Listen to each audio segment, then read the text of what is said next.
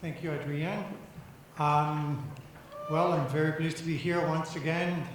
It's my seventh participation to Energy and Mine. That things have changed dramatically since the beginning. As I say, 7 years ago we were preaching, and now, as he presented this morning from Dewey, the number of projects are exploding worldwide on hybrid power. But today I'm going to introduce this panel on variable mining as a way of switching gear in terms of what we've been doing for all these years. We are doing more and more hybrid power projects, and that is certainly increasing worldwide. We're being more optimal, as we saw in the previous presentation with sophisticated microgrid controller.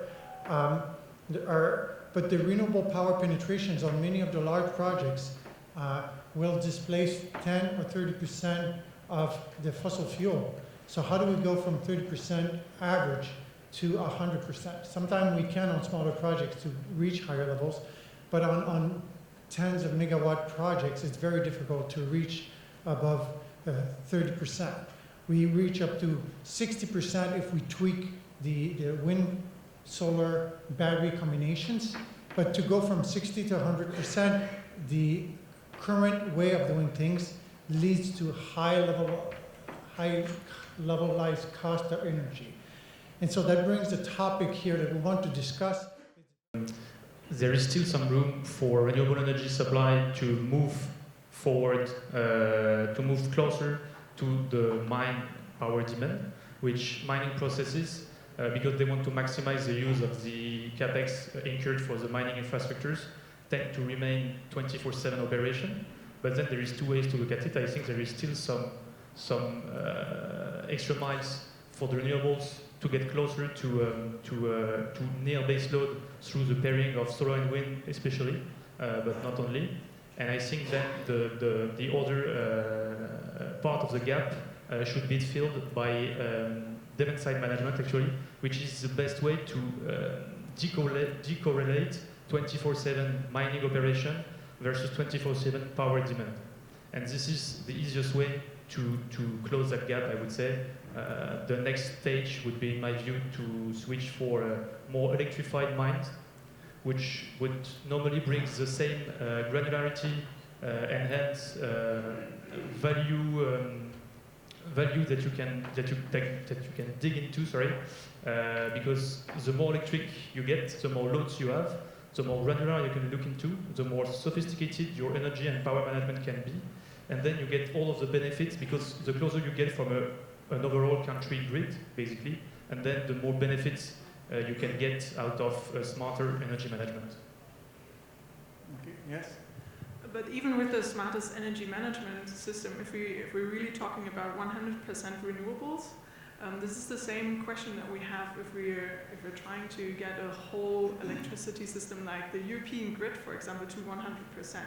Then we also have the point where we say, okay, starting at 70% penetration of wind and solar, we will see hydrogen coming up, because we will have to have some kind of seasonal storage that we cannot afford to do with batteries. So we will have some kind of chemical storage in one way. This can be then used again in a gas motor or whatever. But I will see if we really want to get to the 100%, there will be also the discussion about hydrogen or getting that methanized or whatever. Okay, very good point. So let me summarize some of the points you made here, maybe in my words. In the current situation, when we want to achieve high penetration with continuous mining, we oversize the system. On a 7 megawatt load, we put a 11 megawatt wind farm, like in Bonaire. So the wind power is much more than the load at times. You reach high penetrations during the day or during the certain days. But there are months in September, October where there's no wind. And so the average result is, even if you oversize your system, even if you have smart batteries, like the Greensmith system, you still are at 30% displacement of fossil fuel. So just oversizing the system is not sufficient. And you mentioned as well that if we go on the energy storage side, we would need to increase the battery significantly, because there are days, and in fact for wind, it's really, when you follow wind power, there are weeks where it's not windy, there are months where it's not windy, they're just like that. And so you've got infinite gaps from the point of view of the battery. So you need fossil fuel. So there's a... No, you don't need fossil fuels, that's what I'm saying. So you need a backup system, yes. But this backup system can be sourced or fueled by a gas. And this gas you can actually produce by renewable energies. You oversize it, and then you do electrolysis. You use that energy to have a chemical storage and use it later. So you don't need fossil fuels. That's good, that's good. So I was getting to that point is that two things you mentioned is well, first, variable mining would reduce the amount of storage we need. And that's very significant. If you really don't have wind and solar present, you can reduce the load to a minimum. And when you do have wind and solar, you increase the production. So you mentioned those things as having two crushers. The other thing is long-term energy storage, such as hydrogen or other mechanism where you produce something that can be stored for a long term cheaply. So let's go into this variable mining aspect of things. It has impacts on the CapEx. If you want to be variable, you need to first of all design it from day one for the mine. Up to now, on many projects, we're adding wind and solar to an actual mine already present. But in future, if you design ahead of time, we can think about variable mine, sizing the projects in terms of taking into consideration variable mining. Now, what's the impact on the CapEx if everything is going to be variable? You know, the crushers, the concentrator, the dryer, everything has, you know, when it's sized for exactly one continuous operation versus variable, what's the impact? I think one thing is for sure is that the capex is not viable, and so if you want to plan for viable mining processes, then you would have to incur for the max load in terms of mining process, and that's where it has challenges in terms of overall competitiveness of the mining process. Having said so, I think that not looking at 100% viable mining, but if you're able to isolate part of your loads and be able to incur a bit of oversized capex, let's say, to maximize the integration of renewables, that could be a way to look into. But 100% viable mining to best fit with renewable energy patterns would likely result in really unoptimized capex. So the key might be as well to still try and dig further into splitting or decorrelating as much as possible the power 24/7 power baseload demand versus 24/7 mining operation, actually. Incurring some stockpiling and trying to split some processing which could be done on a 24/7, and some of them being done only at night, or during the day, sorry, if you have an installer, or when it's best fit, depending on the renewable resource you have on site. Yeah, I think that's a very good point. Splitting the crushing and grinding circuits, for example, oversizing a crusher is probably not as capex intensive as oversizing a ball or a sag mill. So I think that's one area that we have been looking at, oversizing a crusher, stockpiling throughout the day when renewable energy is available, and continuous grinding. I think that's a very viable option, something that a lot of miners are looking at now. Okay. I also think that this is so dependent on the actual mine and what it's mining and where it is, because and as you say, there's many forms of storage. It doesn't have to be batteries. I think we're a little transfixed with batteries at the moment because it is the technology that is advancing so much and is so it's so flexible. Whereas there is pumped hydro, there is hydrogen is making huge steps forward, and that really does have super long benefits. And so I think it is a little bit of a case by case case study for each mine. And just to get a little bit deeper, it may have impact on staffing, particularly if you're in remote locations, and the notion of off, on. I mean, the staff is mobilizing there, so they need to do something when some part of the process is stopped. Also, the fleets, they're organized as 7 trucks a day doing 2,000 tons.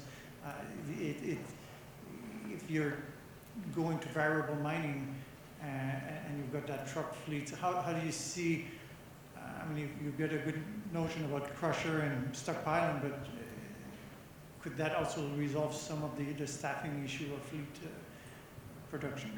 So for me, I think the overriding factor on variable mining is the mine has got to want to do it with a passion. Because if they haven't, you're never going to force them to do that because of the cost of energy. Very, very rarely. It's got to be on the actual, the mine has got to really want to do this and be efficient and have the lowest carbon footprint, etc. That is going to be the driving factor, I think, on variable mining. It's got to make sense for everybody, but the most important is the actual mine itself. I'd like just to give an example, just to throw us out of just mining. We're working on a paper mill. The load goes up to 160 megawatt. It's grid connected, and they're looking at integrating wind power behind the meter. But their total operation is cost sensitive to the price of electricity, and so their operation is actually time of day. They decide if they're operating or not every 15 minutes, and they have 4 different lines of production. And when the price of energy is low, at 2 a.m., they have the 4 lines running. And during the day, at peak times, they only have 1 line or none. And the process has 4 different layers, and stockpiling it's like intermittent storage. But like you said, their thinking is the only way they make money is by paying the lowest price of energy. And so they have completely structured their operation in function of getting the lowest cost. And so you can think of mining this way as well. It's probably new or not obvious to do that, but it'd be a similar story, that it's not necessarily impossible. And this way you can integrate a lot more power. Clement, did you have a comment? No, fully agree. I think also that we are all energy guys here, and that at some point the mine would have obviously a say in the way they want to operate their mine. And I think it goes back to the point of the Newcrest gentleman in the previous panel, saying that of course miners are willing to open the way they are operating and the way they see their business towards integrating more renewables, but at some point they want to make sure that they don't go beyond the point where they start jeopardizing the smoother and proper and reliable operation of their mines, both in terms of staffing, in terms of capex, competitiveness and everything, so that they can keep going what remains their core business, which is mining. Okay, and Julia, you mentioned the point of hydrogen, but can we use the hydrogen back to that fleet? It depends on what is going forward. That's why I was so interested about the electrification question. So if really the solution is 100% electrified mines, or if the fleet will be more based on a fuel cell and use hydrogen. So it will really be a question for some of the applications if even the fuel cell wouldn't be a better solution for these heavy load trucks instead of a large scale battery. I do agree that if we have to transport within a mine also as a battery and have, like you said, a flexibility, an additional flexibility that comes again to demand side management. Yeah. But in some cases I see that maybe the fleet will also operate on this hydrogen or gas. Yeah, so, and I think in total it will be a shift of how we operate mines. So like you said, there are probably some processes that are done like this for centuries because we didn't know how to deal with a fluctuating source. So maybe this will completely change if we're starting to think about the processes and what is really necessary at which point of time. This will change, and I think fully automated mines will also be a thing in the future where you don't have to think about this stuff. And so, yeah. And Clément?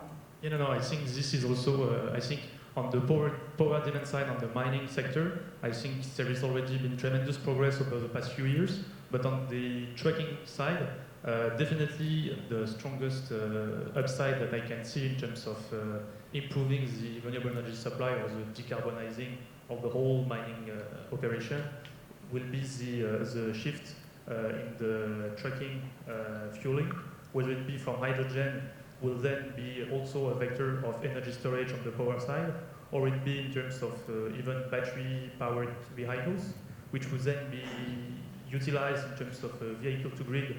You could have some battery swap and all of the batteries of the trucks being refueled during the day. Again, considering the case if you have solar only.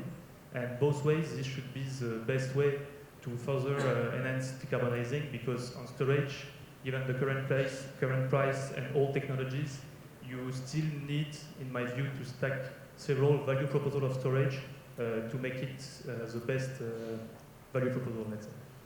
Okay, I'll go to the audience for questions. Get ready. I'll just complete on the hydrogen. Just one aspect of it is the round-trip efficiency of electricity to hydrogen to electricity is about 30%. So you lose a lot that way. But that's why I ask you about the trucks, because when you use the hydrogen in a truck, the electrolyzer has 70% efficiency, and then the fuel cell has this similar, even better efficiency than the diesel truck. So at 50% you don't lose if you take your hydrogen as a fuel, so power to gas. And that improves the business case of hydrogen storage in remote locations. Are there any questions for the panel?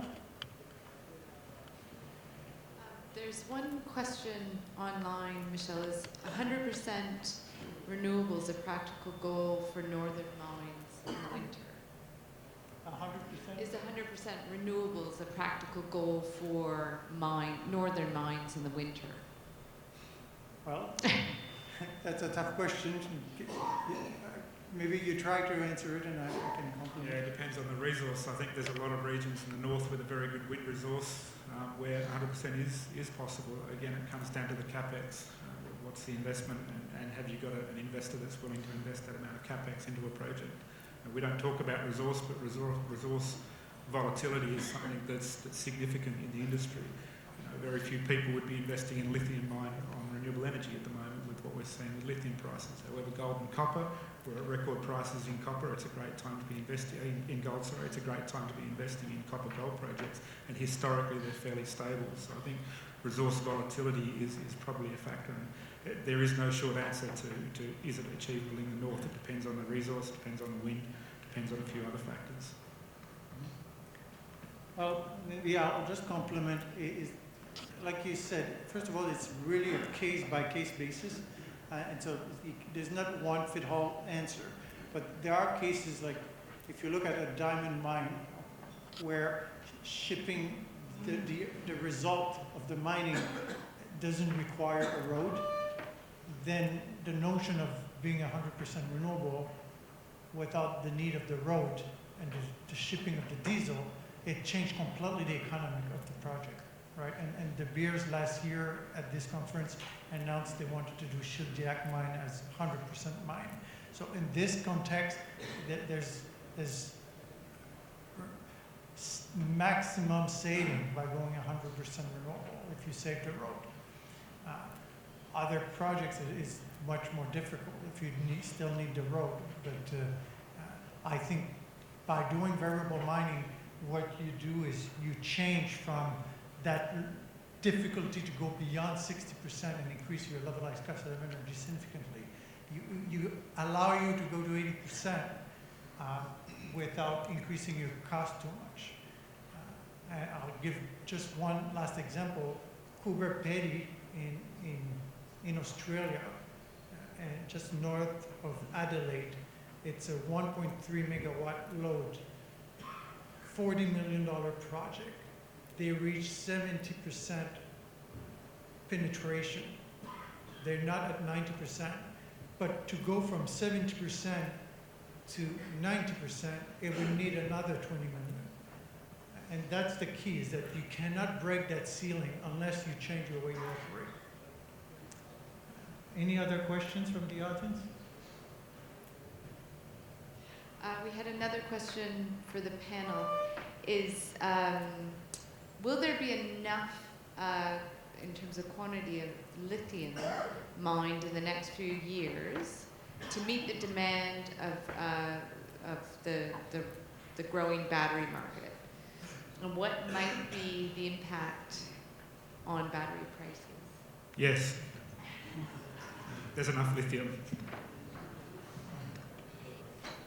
So where are the new markets? Like Argentina has a lot of lithium, and they're developing all the new mines. So.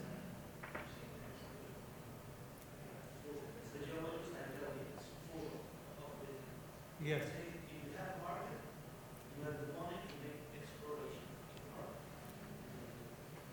As a geologist, I can tell you that there are enough lithium.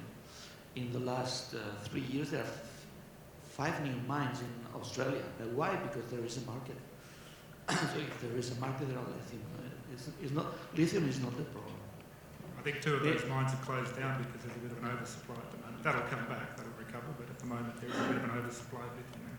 And as you say, Alba, I can't see a shortage of lithium at any point in the near future. Any questions from the floor? Oh. Problem is copper. It's another question. Okay, the next question is, are there any current hydrogen storage facilities that are providing an energy buffer like the one noted to reach the 100% renewable energy goal? So I guess if there's a microgrid that has hydrogen. Well, I think there's a few mine sites, certainly in Western Australia that I know of, that have got hydrogen storage facilities in that they're running on LNG facilities now, virtual pipeline, trucked LNG into the mine site. There's nothing stopping us from storing hydrogen in traditional LNG facilities. And similar to reinjection into the pipeline, it's talked about quite a bit in the hydrogen conferences. So hydrogen storage is not a problem. There's plenty of options to store hydrogen. It's just creating the hydrogen efficiently is the challenge right now. Yeah, and in terms of greening the natural gas in Australia, hydrogen is one way of at least greening it by 5 to 10% maybe in the current pipelines. But having hydrogen on a grid-isolated system, we've got that at Raglan Mine as a pilot-sized project, and envisioning that at a larger scale. But it requires going into truck using hydrogen. And on that side, Anglo-American at the moment have a pilot project in South Africa to convert a 350-ton hauling truck to hydrogen fuel cell battery, and to be in operation in next year, and building a hydrogen plant and building a solar plant to have essentially green hydrogen. So it's sort of nice to see all these projects are happening at the moment. It's no longer just studies. And by next year at the conference here, we'll be able to talk about these projects and how they fare to shape the next 5 years of mine design. So, any other questions?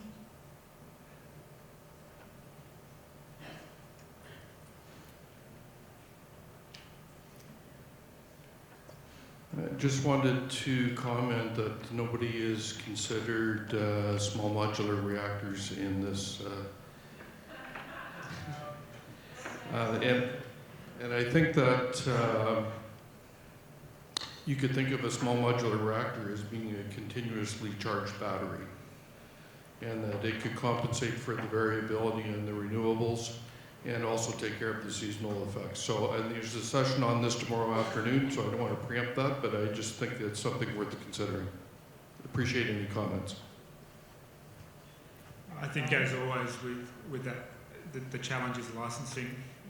The ramp-up time is a little bit too long in this industry that we see. Even for us, we have a challenge with wind, because to be bankable, we need 12 months' worth of data before we can make a wind project bankable. Licensing and permitting for reactors in Australia is many, many, many years. It's a challenge for us with wind. I think that's going to be the big challenge in your industry. Now, on our side, first the topic here obviously was variable mining as a way to compensate with the traditional wind and solar variable renewable power. Obviously, the key to nuclear is the notion of, even at grid level, is it's the base load. And SMR is a dream to have a base load in a mine to really get off diesel completely. So aside from those challenges, which are important, permitting and social acceptability and stuff like that, the pricing that we have for SMR in remote locations, it start competing with grid, microgrid costs, like 20 cents a kilowatt hour. So displacing diesel works, but in Australia, where you're displacing natural gas, you don't make it easily with SMR unless it's really large scale. So I say SMR is getting, in terms of pricing and technology, in terms of concepts right now, the pricing are getting closer to be good in Canada. Parts in Canada, SMR is, we have the nuclear reactors, so this is something we develop, but it would work on remote mines on the cost. So I think it's a great topic, but I think in 5 years we're still talking about when it's going to be ready to be implemented within a 5-year period and not 10 years licensing period.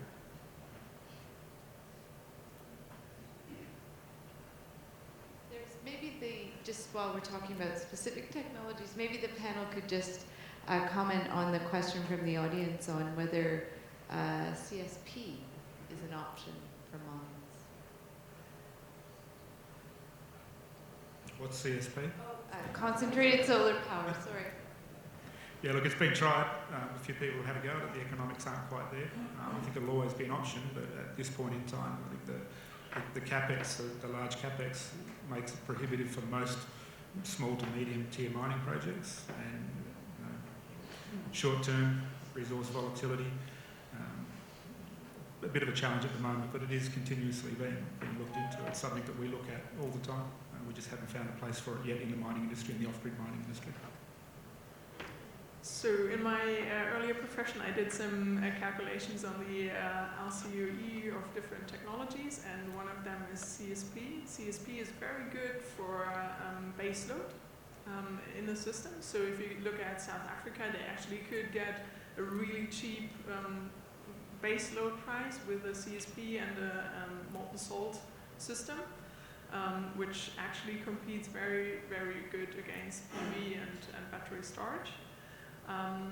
But the problem is that CSP actually needs a large-scale facility.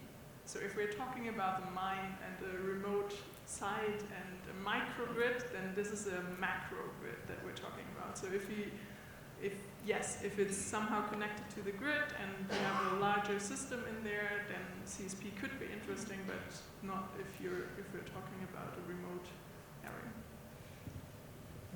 But one comment on that is that obviously CSP is using heat as a vector for energy storage, and going back to our discussion on using hydrogen for a shared vector for both mobility and power and energy storage for power, the same could apply to heat, because there is some promising heat storage technologies in the market, and there could also be some interesting synergies, especially for mining processes which have heat requirements, such as lithium, for instance, in which case using heat as an energy storage vector could be of high interest in a process where you have both power and heat demand. Yeah, I was going to talk about that exactly in Australia or Argentina, where the power comes from gas. So you do steam plant or you do gas generators, and then CSP becomes interesting because it can produce the steam, and you can use the steam to produce power. But if you can use the solar power to produce that steam, then you're in a base load type situation where it is still a mine, or it's a smelter or a big industrial plant, but at a larger scale, 50 megawatt and more, these things are quite of interest.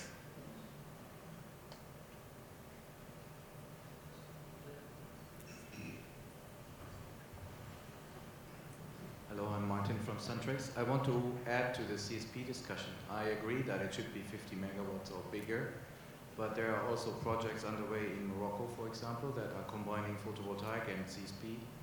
And there is also electrical heating, actually. So if the solar radiation, the direct normal, is not sufficient, you can use also excess electricity from PV or wind and have electrical heaters to heat up the molten salt tank. And then if you look at operating through the night from renewables, 10 plus hours of storage, then the CSP thermal energy system could be an interesting option for the larger projects.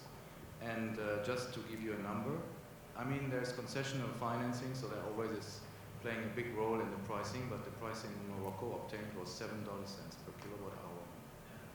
But do you know why they use the other fields now for PV and not for the extension of the CSP plant? No, there's no shift. They're actually allowing in the next phase to compete PV and battery with the thermal energy storage system, and the outcome will be seen by end of next year. We are actually technical advisor to Mazen in this tender, and that is definitely an interesting question. Mazen is asking for 5 hours of storage, which could be just at the edge of the battery being at competitive rates, and then it depends on the strategic pricing of the bidders. For 10 hours of storage, I don't think the battery can compete with the CSP and the thermal storage. So if you really look at base load and at 24/7 and at a very high renewable share, even 100% with CSP, you'll have days where you don't fill the tank, and then you can't operate through the night properly. But there will be a very high degree of renewables that you can cover from that technology. It's part of the mix. It's not the only solution, and it's not about competing. It's about using every resource benefit that you have in the different locations. I think that's a very good point. When we dismiss, to some extent, CSP, it's because we're trying to beat price at 10 cents a kilowatt hour. And so we do lower penetration wind and solar. Then we add the battery to it, and then quickly we get above 10 cents, and then everything else we don't look at. But if the price to beat is 30 cents a kilowatt hour, then CSP falls below that, and then it competes with the wind, solar, battery 12 hours, right? So that your point is right taken on that. If our threshold is higher, then this comes in as a quite potential solution. I agree, and it's worthwhile to track the market on a quarterly basis because prices are evolving, reducing, and every evolution in technology will open up new business applications. So the stories we are telling this year, they might be something different in next year already, or 2 years down the line. We're discussing totally different concepts just because they became economically viable by that time. And now it's still future talks, and everybody talks about hydrogen, you don't know where's the application. Maybe 2 years down the line you see them, maybe they have proven to be too expensive. So we will see what will emerge, and that's quite interesting to see that. I have one point that I want to add regarding the variable mining.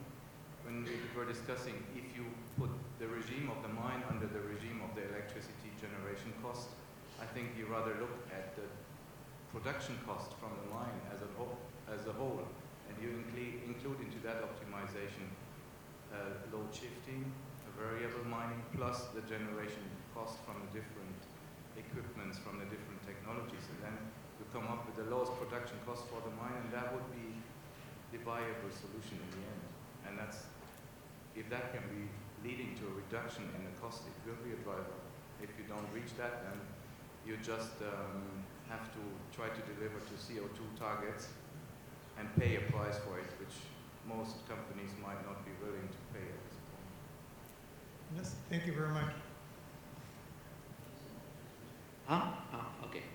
Cerro Dominador, Chile, right? Close to the Spence PHP mine.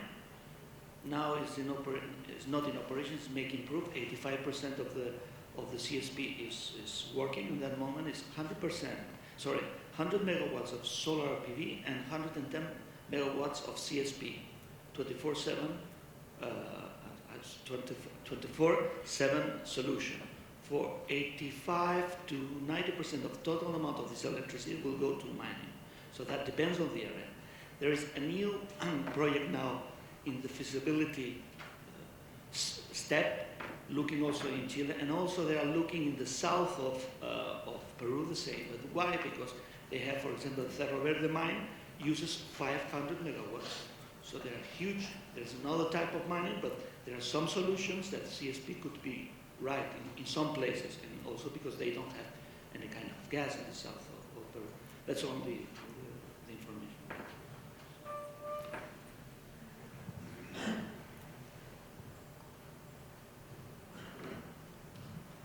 Please join me in thanking this panel.